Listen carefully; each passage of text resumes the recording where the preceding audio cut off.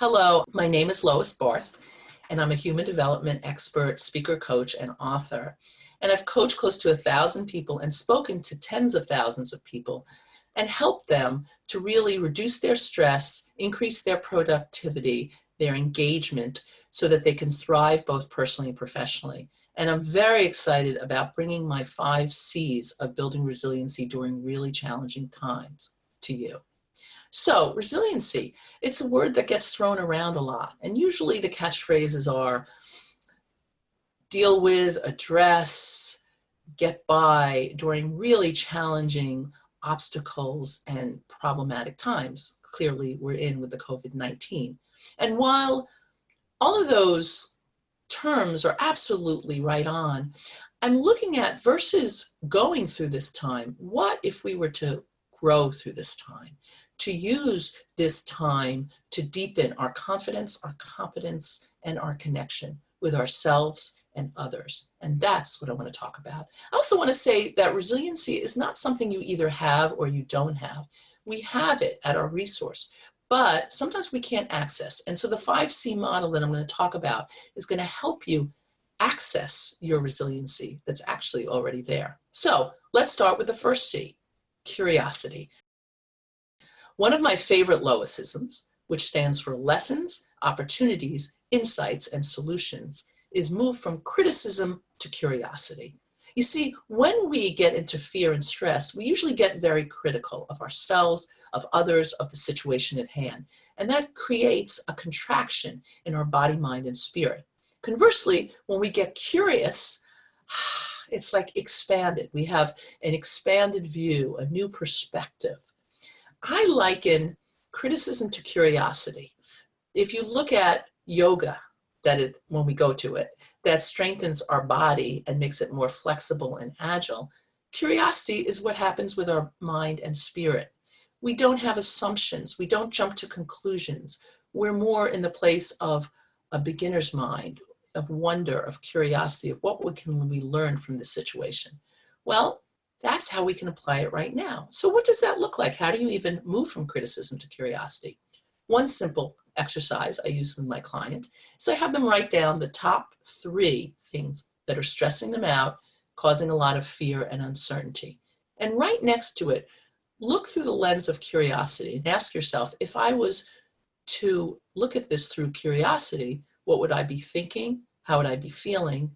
And what would I be acting? How would I take a simple action? The other thing is to look at what lessons can I learn from this particular challenge I'm going through. That's curiosity. Next, we have compassion. Compassion is simply the ability to have more kindness, more patience, and more generosity towards ourselves and others. That's it. So I'm in the grocery store the other day, and during COVID-19, I don't know about you folks, but it's an all-day adventure. I'm waiting on the line, and this cashier inadvertently, didn't mean anything by it, started a new line. But all the people behind myself and another woman got to go first. So the woman turned to me, very angry, and said, "It's not fair. It's not fair. They didn't have to wait."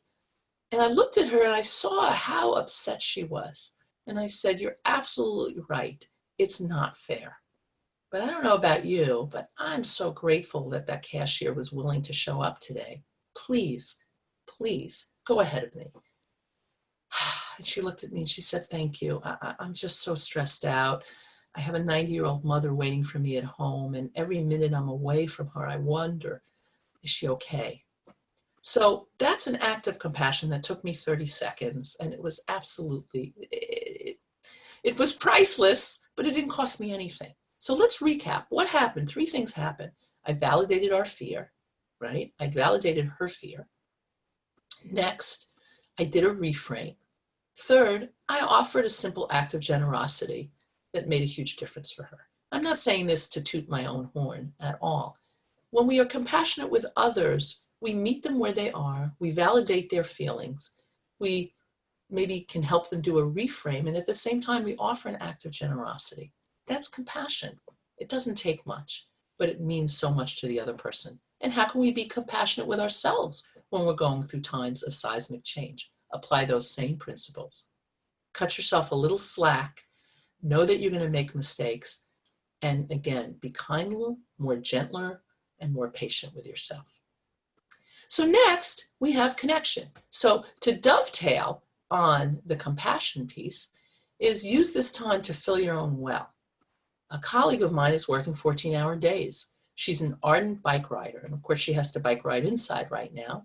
But now she breaks up her 1-hour workout in 4 times during the day so she keeps her energy going. She doesn't have to double up on caffeine, on lots of sugar. So I can't tell you what fills your well, but you know what does. Besides the basic self-care, maybe it's giving yourself extra pleasure, like listening to music. You know, there's a small little project that you've been wanting to do. It's not about loading 17 million things on your things to do list. Let's talk about connections with others. This is a wonderful opportunity to be a resource for your clients and the people you serve, to be empathic, to be a problem solver, to listen to what they're going through, to letting them know that you care. That expression is so true. People care less about what you know, but they want to know that you care. This is a wonderful opportunity to be in someone else's world and to let them know that you care. And during this time, when you speak to people, speak simply, succinctly, with a smile, because most of us are feeling like, I don't know, having an attention span of a goldfish with ADD, right? So let's be patient with ourselves and each other. Next, we have courage. Courage is from the French root core of the heart, that when we take actions, not in the absence of our fear, but right alongside it, that's when we have courage. So during this time is a wonderful opportunity for innovation, to think in creative ways, but you might be second guessing yourself. We all do it. And to look for ways to take those actions, even in the presence of your fear. Make them bite-sized but consistent. Last, we have course correction. So things are going to go awry now more than ever. Systems break down. Getting onto websites may take hours on end. There's delays, there's cancellations. Instead of looking at it through the lens of failure, yours or someone else, look at it as feedback. Look at what I say, creating a feedback loop for yourself. What were the steps that created the outcome? And what piece of that process could you tweak to potentially have a different outcome? And sometimes it's a small adjustment. Maybe you overpromised or underdelivered. Maybe you weren't as clear in your communication. Maybe there's a technical glitch that can be cleaned up. Again, feedback, not failure. So those are the 5 C's: curiosity, compassion, connection, courage, and course correction.